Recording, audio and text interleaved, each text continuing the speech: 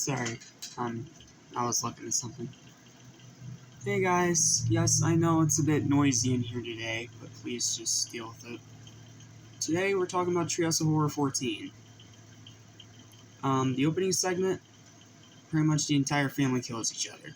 The grandpa gets set on fire, Homer beats Bart and Lisa to death for arguing, and then Marge shoots Homer's brains out.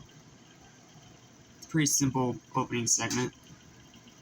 Then getting into the actual segments starts with Reaper Madness. This is the episode where Homer kills the Reaper to save his son Bart, and he ends up becoming the Grim Reaper. And for a while, he has fun with it, as you expect Homer to do. And then he gets the order to kill Marge, which he can't bring himself to do. So he kills Patty and disguises her as Marge by cutting off Marge's giant blue hair and sticking it on her head with duct tape. And he's able to escape God's wrath because of a train. And then it just goes from there. Not really much else after that. The first segment's fine. It's not really great by any means, and it could have been a lot better. It could have been so much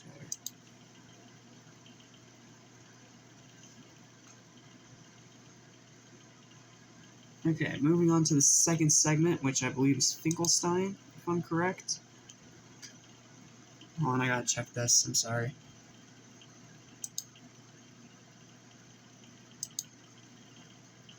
Yeah, Finkelstein. This is when Dr. Fink brings back his father from the dead as a Frankenstein-like monster, and then the resurrected dad goes around stealing body parts. Probably one of the bloodiest segments of Treehouse of Horror so far, because you get hearts and stomachs being ripped out, you have spines being yanked out, a really morbid scene of Fink's resurrected father wearing all the different parts of a bunch of people that he slaughtered. It's gruesome. And then, to top it off, he wants all the brains, so he starts cutting people's heads open and stealing their brains to add to his own brain. Yeah. That's kind of a jump the shark moment, but it was nice and bloody, so I wasn't completely disinterested. And when it comes to parodies of Frankenstein, you can do way worse. Then we get to the final segment, which is a strange one. This is the one where Milhouse and Stop the World, I Want to Goof Off. This is when Bart and Milhouse get a time-traveling watch, and they pretty much use it to do what else, goof off. There is one gory highlight where the head of Homer falls off, and apparently it falls off constantly, so whenever time rearranges itself, then he will be decapitated and dead. So, you got that. And then you have them going a little too far with it, causing a riot because of all their pranks. And then they also ended up breaking the watch while trying to run away from the mob.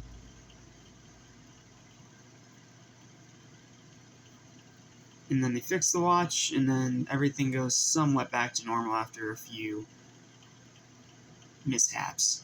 But this segment was fine too.